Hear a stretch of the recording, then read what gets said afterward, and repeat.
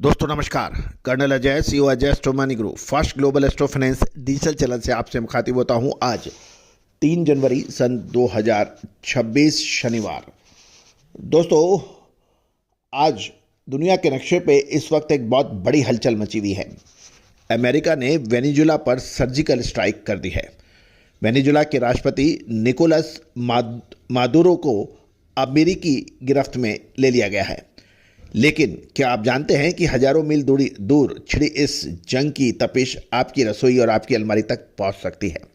जी हाँ, कच्चे तेल की कीमतों में भूचाल, खाद्य तेल और कपास के दामों पर पड़ सकता है असर। सोने चांदी से लेकर इन कमोडिटीज़ पर आ सकता है असर। पाम ऑयल से लेकर बिनोला तेल तक की कीमतों पर असर हो सकता है। वहीं दूसरी ओर आपके परिधान यानी पॉलिस्टर के महंगे होने की भी संभावना बन गई है। आज इस विशेष रिपोर्ट को हम डिकोड करेंगे कि वेनेजुएला में गिरते बम का असर आपके घर के बजट और भारतीय के मंडियों से क्या सीधा कनेक्शन है। क्या वाकई इस अमेरिकन सर्जिकल स्ट्राइक का क्या असर पड़ सकता है, जानिए रिपोर्ट विस्तार से। दोस्तों, अमेरिका और वेनेजुएला के बीच बढ़ते तनाव, विशेषकर राष्ट्रपति निकोलस मादुरो की गिरफ्तारी और अमेरिकन सैन्य कार्रवाई का असर राजनीतिक तक सीमित नहीं है। इसका सीधा संबंध खाद्य तेल, कपास और कच्चे तेल जैसी महत्वपूर्ण कमोडिटीज़ पर सीधे तौर पे देखा जा रहा है। गौरतलब है कि कच्चा तेल हो या खाद्य तेल, भारत अपनी आवश्यकताओं की पूर्ति हेतु अधिकांश इसका आयात करता है। इससे भारतीय फॉरेन रिजर्व और कीमतों पर असर पड़ सकता है। आइए सबसे पहले तो हम चेक कर लेते हैं कच्चे तेल यानी क्रूड ऑयल पर ये क्या इफेक्ट हो सकता है। दोस्तों, वेनेजुएला दुनिया के सबसे बड़े तेल भंडार वाला देश माना जाता है और लगभग 303 अरब बैरल का अधिकृत स्टॉक माना जाता है वेनेजुएला में। अमेरिका के साथ तनाव के कारण जब कच्चे तेल की सप्लाई डिस्टर्ब होगी और कीमतें बढ़ेगी तो इसका असर दो तरह से देखा जाता है। सबसे पहले तो बायोफ्यूल की मांग, यानी जब कच्चा तेल महंगा होता है तो दुनिया भर में खाद्य तेल जैसे पाम तेल और सोया तेल को बायोडीजल बनाने के लिए इस्तेमाल किए जाने लगता है। इससे खाने के लिए उपलब्ध तेल की मात्रा कम हो जाती है और खाद्य तेलों की कीमतें आसमान छूने लगती है।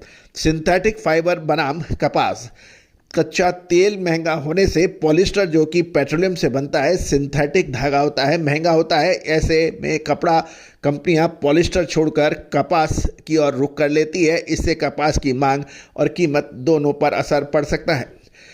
साथ साथ कपास की बात करें, कपास न केवल कपास के साथ साथ बिनोला यानी कॉटन सीड और कॉटन सीड ऑयल पर भी इसका असर देखा जा सकता है।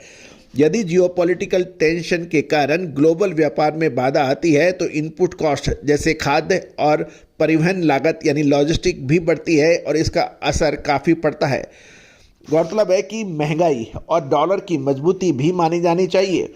महंगा यानी लॉजिस्टिक महंगा हो जाता है। अमेरिका वेनेजुएला संकट से समुद्री रास्तों में जोखिम बढ़ता है, जिससे शिपिंग, इंश्योरेंस और माल ढुलाई महंगी हो जाती है और कंटेनर का भाड़ा तेज हो जाता है और ये खाद्य तेल और कच्चे तेलों पर सीधे तौर पर असर डालता है।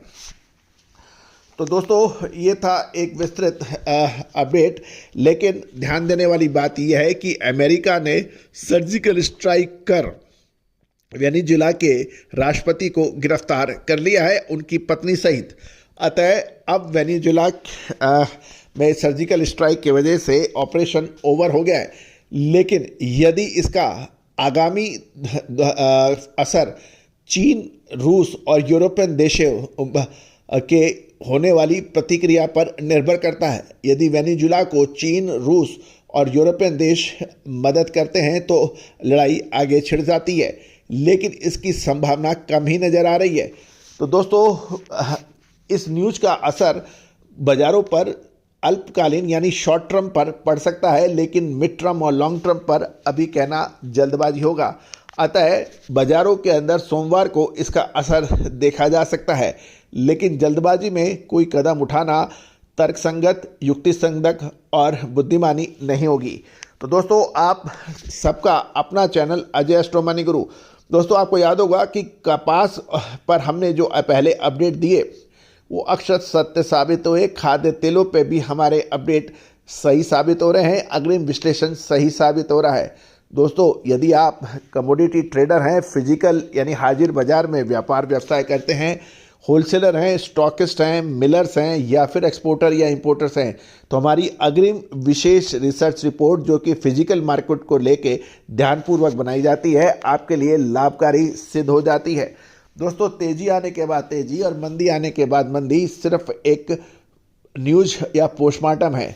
यदि आप लाइव या अग्रिम रिपोर्ट्स विश्लेषण चाहते हैं तो आप सहयोग राशि अदा कर आप प्राप्त कर सकते हैं। दोस्तों, याद रखिएगा, विश्लेषण और रिसर्च आसान काम नहीं है। इसके लिए अपार जनशक्ति, वित्तीय संसाधन और लगातार श्रम और मेहनत की आवश्यकता होती है। आपकी छोटी सी सहयोग राशि इसको आगे बढ़ा सकती है, साथ साथ भारत को विश्व गुरु पुनः स्थापित करने में मदद कर सकती है। आज जब अमेरिका, चीन, Germany, Japan, Malaysia, Indonesia, Singapore, Dubai, सऊदीया जैसे देश भारतीय अनुसंधान पद्धति पर अपना विश्वास करते हैं, तो आप किसका इंतजार कर रहे हैं? आज ही संपर्क करें। All the very best, good luck, happy trading. दोस्तों, आइए अब देख लेते हैं कि रूस, चीन और बाकी देशों ने क्या प्रतिक्रिया दी है। भारत ने अमेरिकी हमला जो कि वेनेजुला पे हुआ है और उसके राष्ट्रपति निकोलस मादुरो की गिरफ्तारी पे भारत का क्या रुख है, आइए जान लेते हैं। दोस्तों, खबर यही निकली है कि वेनेजुला पर अमेरिकी सैन्य हमले और राष्ट्रपति निकोलस मादुरो और उनकी धर्मपत्नी की गिरफ्तारी के बाद रूस और चीन ने बड़ी कड़ी प्रतिक्रिया दी है। दोनों देशों ने इसे अंतर्राष्ट्रीय कानून का खुला उल्लंघन और गुंडागर्दी करार दिया है। रूस ने प्रतिक्रिया देते हुए कहा कि ये सशस्त्र आक्रामकता है। रूस के विदेश मंत्रालय ने इस हमले की कड़े शब्दों में निंदा की है और इसे सशस्त्र आक्रामकता यानी आर्म्ड एग्रेशन बताया है। रूस का ये कहना है कि असंभव उल्लंघन कि अमेरिका ने एक संप्रभु राष्ट्र की संप्रभुता का अपमान किया है और रूसी विदेश मंत्री ने वेनेजुला के उप राष्ट्रपति डेल्सी रॉड्रिग्स से बात कर एकजुटता जताई है। रूस ने कहा है कि अमेरिका द्वारा दिए गए तर्क पूरी तरह से निराधार है और ये केवल वैचारिक दुश्मनी का परिणाम है। वेनेजुला के राष्ट्रपति निकोलस की रिहाई की मांग रूस ने की है और ये कहा है कि राष्ट्रपति और उनकी पत्नी की सुरक्षा और उनकी स्थिति के बारे में तत्काल स्पष्टीकरण मांगा है। आइए अब जान लेते हैं कि चीन की क्या प्रतिक्रिया है। चीन के विदेश मंत्रालय ने कहा है कि इस अमेरिकी कार्रवाई से गहरी स्तब्धता है, यानी डीपली शॉक्ड है, अंतर्राष्ट्रीय कानूनों का उल्लंघन है और चीन ने कहा कि अमेरिका एक संप्रभु देश के राष्ट्रपति के खिलाफ बल प्रयोग करना अंतर्राष्ट्रीय कानून और यूएन चार्टर के सिद्धांतों का गंभीर उल्लंघन है। इससे क्षेत्रीय शांति को खतरा होगा। बीजिंग यानी चीन का मानना है कि इसे आधिपत्यवादी व्यवहार से लैटिन अमेरिका और कैरेबियन क्षेत्र की शांति और सुरक्षा को गंभीर खतरा पैदा हो गया है। साथ साथ चीन ने ये कहा है कि अमेरिका दूसरे देशों की सुरक्षा और संप्रभुता का उल्लंघन बंद करने का आग्रह किया गया है। कुल मिलाकर रूस ने सख्त विरोध जताया है और तनाव करने के लिए बातचीत का रास्ता अपना है, ऐसी मांग की है। चीन ने भी कड़ा विरोध करते हुए अमेरिका को अंतर्राष्ट्रीय कानूनों का पालन और हस्तक्षेप करने की नसीहत दे डाली है। ईरान ने भी इसकी भर्त्सना की है, इसे वेनेजुला की क्षेत्रीय अखंडता पर हमला बताया है। रूस और चीन की इन प्रतिक्रियाओं ने दुनिया को दो गुटों में बांट दिया है। अब हम जान लेते हैं कि भारत की क्या स्थिति है, भारत के क्या अधिकृत बयान आए हैं। वेनेजुला पर अमेरिकन सैन्य कार्रवाई और राष्ट्रपति निकोलस मादुरो की गिरफ्तारी के बाद भारत का आधिकारिक रुख काफ़ी संतुलित लेकिन सतर्क है। भारत ने हमेशा की तरह शांति और बातचीत पर जोर दिया है। भारत का कहना है कि सतर्कता और निगरानी की बात की है। भारत के विदेश मंत्रालय ने कहा है कि भारत वेनेजुला में हो रही घटना पर करीबी नज़र यानी क्लोजली मॉनिटरिंग बनाए हुए है। साथ साथ भारत की पहली प्राथमिकता वहां रह रहे भारतीय नागरिकों की सुरक्षा है। विदेश मंत्रालय ने एडवाइजरी जारी कर भारतीयों को सुरक्षित स्थानों पर रहने और भारतीय दूतावास के संपर्क में रहने की सलाह दी है। भारत ने परंपरागत रूप से किसी भी देश में भारी सैन्य हस्तक्षेप के बजाय आंतरिक संवाद और शांतिपूर्ण समाधान का समर्थन किया है।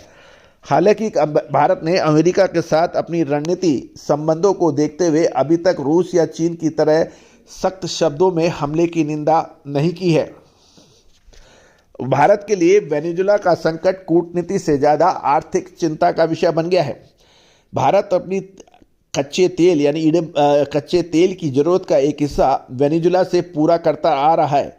विशेष रूप से कुछ भारतीय कंपनियां ने भारत में हाल में ही वेनेजुएला से तेल के बदले सामान, जिसे बार्टर डील कहते हैं, या रुपये में व्यापार की संभावनाओं पर चर्चा की थी, जो अब इस युद्ध स्थिति के कारण अधर में लटक सकती है।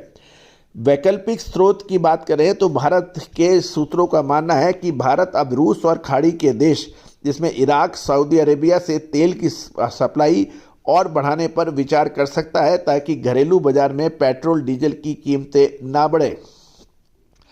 कुल मिलाकर भारत इस समय टाइट रोप वॉक जिसे यानी संतुलन बनाने की कोशिश कर रहा है। भारत के अमेरिका के साथ घनिष्ठ रक्षा और व्यापारिक संबंध है। रूस के दूसरी ओर रूस के साथ भी भारत का आर्थिक और सामरिक संबंध है। चूंकि रूस इस हमले का कड़ा विरोध कर रहा है, भारत ऐसे में किसी भी एक पक्ष का खुला समर्थन के बजाय अंतर्राष्ट्रीय कानूनों के सम्मान की बात कर रहा है। कुल मिलाकर भारत का अभी रुख स्पष्ट है, वो किसी भी खेमे में नहीं जाना चाहता और अंतर्राष्ट्रीय कानून की सम्मान की बात कर रहा है, यानी न्यूट्रल है। तो दोस्तों, अब देखना यह है कि सोमवार को किन किन कमोडिटीज़ में क्या बड़ी तेज़ी आती है। दोस्तों, लगातार अपडेट के लिए चैनल पे को सब्सक्राइब कीजिए, लाइक कीजिए और शेयर कीजिए। All the very best, good luck, happy trading. Sonakshi की रसोई में आज की स्पेशल गेस्ट है मौसमी चैटर्जी जी। ये जी नहीं, मौसमी आंटी। ओके आंटी मौसमी, तो आज आप क्या बनाएंगी? मैं क्यों बनाऊं? मैं तो गेस्ट हूँ, आप बनाओ, हम खाएंगे। एक्टिंग में तो हिट हो, अब खाना बनाओ सुपर हिट। ठाट से बनाऊंगी खाना, है ना द बेस्ट एवरीडे मसाला। आओ बनाते हैं मसालेदार छोले। हर रोज के करी में एवरीडे मसाले, शाही बिरयानी में स्वाद का जायका, पटल पोस्तो और शोषे इलिश भापा।